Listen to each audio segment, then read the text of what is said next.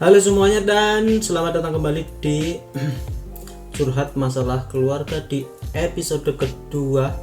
Dan untuk kali ini pertanyaannya semakin banyak dan aneh-aneh yang ditanyakan. Saya juga nggak paham lagi nih. Jadi langsung saja, nggak usah banyak-banyak openingnya ya, biar nggak lama. Langsung aja kita openingnya di depan aja, nggak usah pakai opening di tengah-tengah lagi. Jadi kita langsung masuk ke pertanyaan pertama untuk curhat masalah keluarga. Jadi yang pertama kita ada dari Mbak Nur Kalisa. Pertanyaannya, suami saya ketahuan 2 kali ada wanita lain. Ceritanya selingkuh, jadi 2 kali ketahuan selingkuh. Yang terakhir ini dia foto sama wanita warung dipeluk. Kalau saya gak maafkan suami gak salah, gak maafkan suami salah gak? Yang salah suami, kamu gak maafkan kok salah enggak?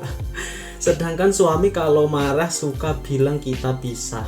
Kalau kita udah baikan dia minta HB. HB itu hubungan badan, sedangkan saya nolak tapi dia tetap maksa.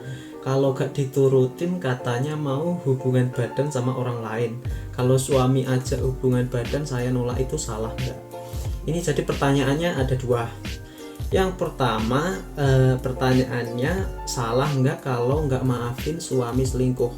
Jadi kalau menurut saya, seseorang di rumah tangga itu ada 2 kesalahan fatal yang tidak bisa dimaafkan. Yang pertama, ketika salah satu pasangan itu melakukan KDRT. Biasanya suaminya memang KDRT, biasanya KDRT itu temperamen dan itu sifat. Itu silahkan kalian tinggalkan, nggak apa-apa. Yang kedua, ketika suami itu selingkuh, itu 2 kesalahan fatal. Kalau selingkuh sekali mungkin gila, kalau kedua kali itu ya memang enak. Jadi kalau selingkuh itu ya Anda nggak salah kalau nggak maafin. Emang selingkuh itu sakit, yang diselingkuhin. Jadi untuk pertanyaannya, sedangkan pertanyaan kedua, kalau diajak hubungan badan saya nolak, itu salah nggak? Ya nggak salah lah, orang suamimu aja selingkuh tidur sama orang lain kok kamu mau disalahin. Ya udah, ceraikan aja, ini kayaknya suami Anda ngawur. Ceraikan aja Mbak Nur ya. Oke.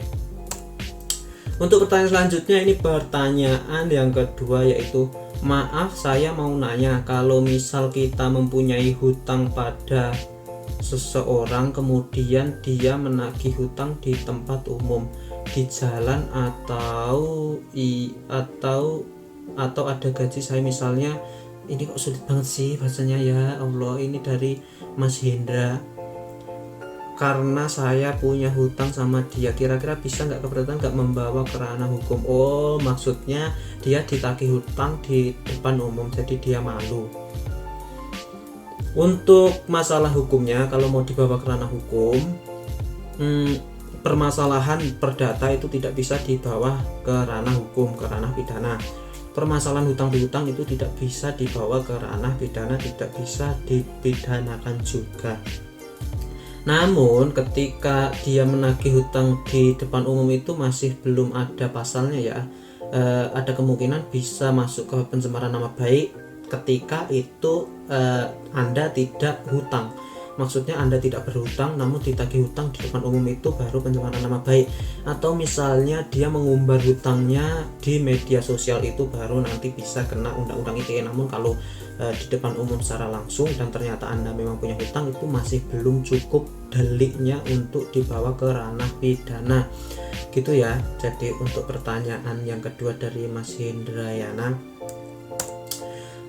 Next saja untuk selanjutnya dari Aditya. Mohon info kalau pasangan kita meninggal lalu mau menikah lagi, itu harus ada akta cerainya gak?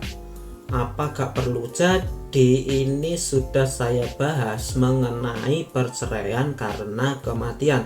Jadi perceraian itu ada 2, karena cerai hidup ketika salah satu pihak mengajukan gugatan ke pengadilan atas putusan hakim, atas cetalik talak atau atas kulub. Dan perceraian karena kematian. Untuk perceraian karena kematian itu tidak perlu dicarikan akte perceraian. Silahkan Anda urus saja akte kematian, itu bisa digunakan untuk bukti bahwa lawan pasang kawin Anda sudah meninggal, itu sebagai ganti dari akte perceraian. Oke, selanjutnya ya, jadi jawabannya gitu, tidak perlu cari akte perceraian karena salah satu pihak karena sudah mati, jadi ya nggak perlu. Selanjutnya ini dari Kenspokers, nggak tahu namanya sulit. Maaf kak, saya mau nanya, hukumnya berzina kak. Hukum berzina itu haram ya, nggak boleh berzina. Konsekuensinya berat ketika nanti punya anak di luar kandungan, di luar kawin, itu nanti kasihan anaknya dan nanti malah ribet di akhir. Lebih baik cepetan nikah kalian ya. Jadi nggak usah zina, langsung nikah saja. So itu aja. Untuk pertanyaan selanjutnya dari Mbak Widya, apa yang harus dilakukan bila suami bandingin istri dengan wanita lain? Karena suami yang mau membanding-bandingkan itu berarti suaminya sudah tertarik dengan wanita lain. Karena memang dibandingkan dengan orang lain itu sangat nggak enak. Saya pun dibandingkan pasti akan marah. Anak kecil pun dibandingkan pasti akan nggak suka. Dibandingin nilainya lebih tinggi anaknya A, anaknya B, itu pasti membuat mental anak turun. Apalagi istri dibandingin dengan istrinya orang lain yang lebih cantik. Ini berarti suami Anda nggak berpendidikan, ini goblok.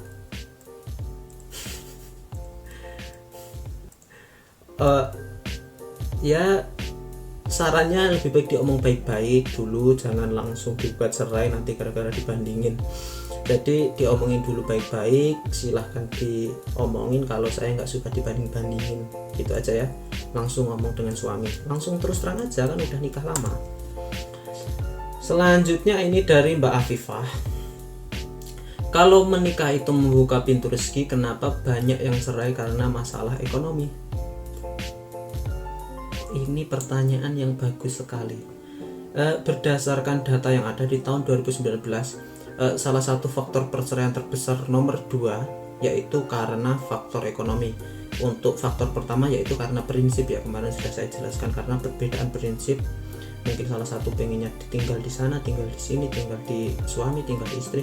Yang kedua karena faktor ekonomi. Jadi anggapan bahwa menikah itu pintu rezeki mungkin itu benar, dan menurut saya memang benar. Tapi sebelum menikah, apalagi ketika sudah rezekinya banyak, sebelum menikah apalagi sudah mapan secara finansial, itu akan lebih baik lagi ya. Jadi ketika memang belum ada rezeki dan mau menikah, ya memang harus sabar dulu, karena semuanya kan dimulai dari nol.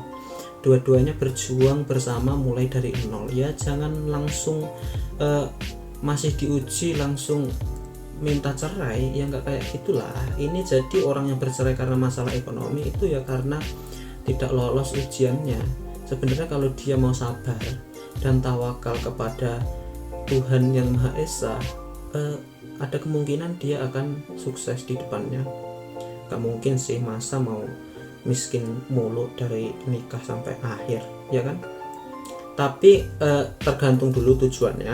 Tujuan untuk menikah kalau orientasi untuk kaya, nanti ya akhirnya mencerai kayak gini karena masalah ekonomi. Namun karena kalau tujuan menikah untuk ibadah, tujuan menikah untuk bahagia, tujuan menikah untuk mencari pendamping hidup, faktor ekonomi ya lipas lah, gampang lah. Jadi tergantung tujuannya. Kalau kalian tujuan menikah untuk kaya raya, ya ada faktor ekonomi dikit kok malah nikah makin melarat, ya pasti cerai akhirnya. Itu jawabannya ya. Jadi tergantung tujuan Anda untuk menikah itu apa. Lanjut, mendingan suami ada di rumah tapi main game terus sampai lupa anak dan istrinya, atau kelayapan di luar?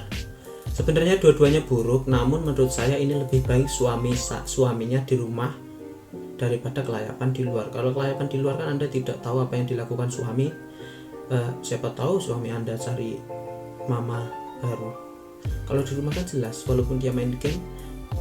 Kalau untuk masa pandemi kayak gini kan di rumah lebih baik. Di rumah kan lebih baik karena PSBB, apalagi di Jakarta yang sekarang PSBB. Jadi mendingan suami yang di rumah main game menurut saya. Untuk selanjutnya dari Mbak Natasha Bella. Assalamualaikum kakak, saya mau bertanya, saya dan suami saya sering diusir sama ibu saya sendiri, cuma gara-gara hasutan dari kakak saya dan istri yang kejam dan suka memecah belah keluarga saya. Semenjak datang istri kakak saya yang ngakunya perawan, taunya janda, anak satu asal dia dari Palembang. Mereka menghasut ibu saya agar bisa mengusir karena mereka ingin menguasai tanah peninggalan bapak saya. Ibu saya cuma lihatin saya sama Pak Ustadz, dan kata Pak Ustadz walau saya, waduh ini panjang banget ya Allah, di belakang saya kan nggak pernah percaya dengan hal seperti ini, tapi mungkin kesini. Oh gini, jadi ini Mbak Natasha ini sering diusir dan ibunya diguna-guna sama istri kakaknya gitu ya intinya. Saya skip kalau pertanyaan seperti ini, skip. Saya nggak tahu istilah guna-guna ustadz itu, saya nggak tahu ya. Jadi kalau menurut saya ya udah langsung aja ke bikin rumah sendiri. Kalau nggak ada uang ya ngekos dulu aja atau ngontrak dulu aja ya, daripada ikut ibu anda dan diusir tiap hari sama suami kakak anda. Jadi satu keluarga ada 3 orang kebanyakan kan, lebih baik ngekos aja atau ngontrak aja, tinggal sendiri. Lanjut ya, ini dari Erwin Jawa. Saya dan istri selalu berbeda pendapat di luar dan permasalahan rumah tangga kita. Contoh tentang parkiran mobil. Jika ada mobil orang lain bukan mobil tamu keluarga parkir di depan pagar rumah kita, apakah hukumnya boleh dilarang? Mohon pendapat dan penjelasannya secara masuk akal. Jadi memang parkir sembarangan itu diatur di peraturan Kementerian Perhubungan. Itu sudah diatur ya, namun nanti akan saya cari lagi untuk peraturannya. Namun ketika memang beda pendapat, salahin orang yang parkir sembarangan itu. Memang parkir sembarangan itu salah, apalagi di depan orang sampai mobilnya yang punya rumah nggak bisa keluar, itu salah. Udah ya, itu aja ya, karena sudah azan juga, kita waktunya istirahat. Terima kasih banyak. Ini episode kedua dari curhat masalah keluarga. Seperti biasa silahkan diambil manfaatnya, dan yang jelek ini nggak usah. Dan seperti biasa saya ucapkan terima kasih, dadah. Dan satu lagi, yang mau curhat atau mau konsultasi silahkan hubungi nomor di depan. Terima kasih.